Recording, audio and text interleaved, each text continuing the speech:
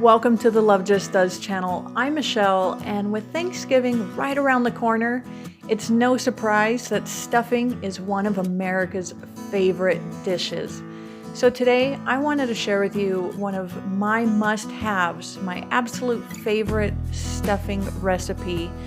It is guilt-free and it is a must-have every single year in my house. So grab a pen, grab a paper. I'm also going to be including tips on how to make this keto friendly and vegan friendly. Let's get to it.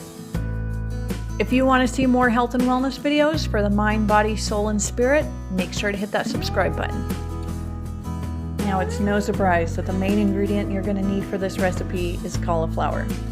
I prefer to buy it fresh. However, if that is unavailable to you, frozen works.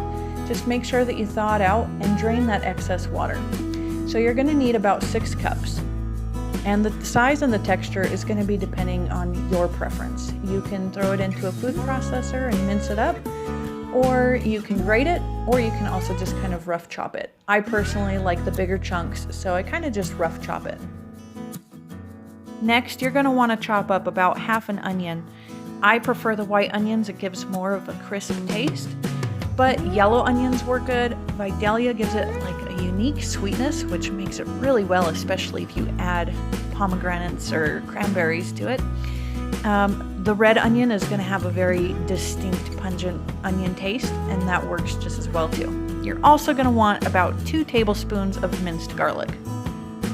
Next, grab a few stalks of celery and chop them up. Make about a cup. Next up, you're going to want to get about half a cup of broth. I prefer to use bone broth. It provides more nutrients along with a richer flavor.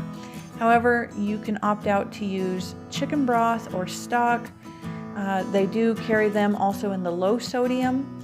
If you are doing a vegan version, you are going to want to do vegetable stock or broth.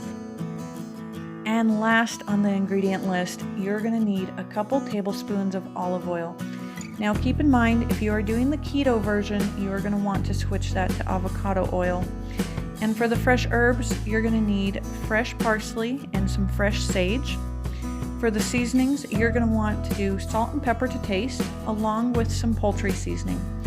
Now, also another variation, if you are wanting to keep it with the fresh herbs and take out that poultry seasoning, go ahead and add thyme, rosemary, and a little bit of more sage.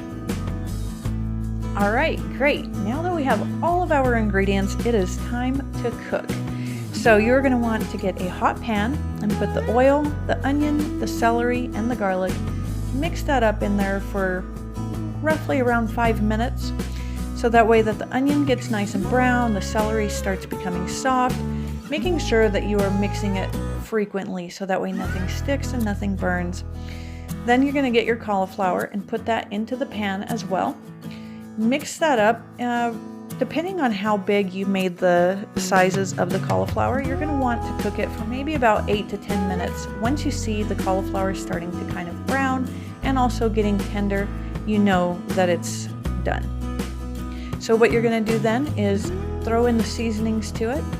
Put the seasonings, put the fresh herbs, mix that all together, and once that's all happy and merry all together, you're going to want to put the broth in there and lower the heat to about a low to medium heat and let that go. Mix it every now and then so that way nothing sticks, nothing burns, and once you see that most of the liquid is evaporated, you're done. And now the most important step of this recipe is to sit down with your family and enjoy. Happy Thanksgiving, everybody. I hope that you stay safe and well. Please like, share, subscribe, comment. Let me know if you've made this recipe and let me know how it went. Also, if you have an idea, put that in the comment section and I will gladly make a video on another recipe.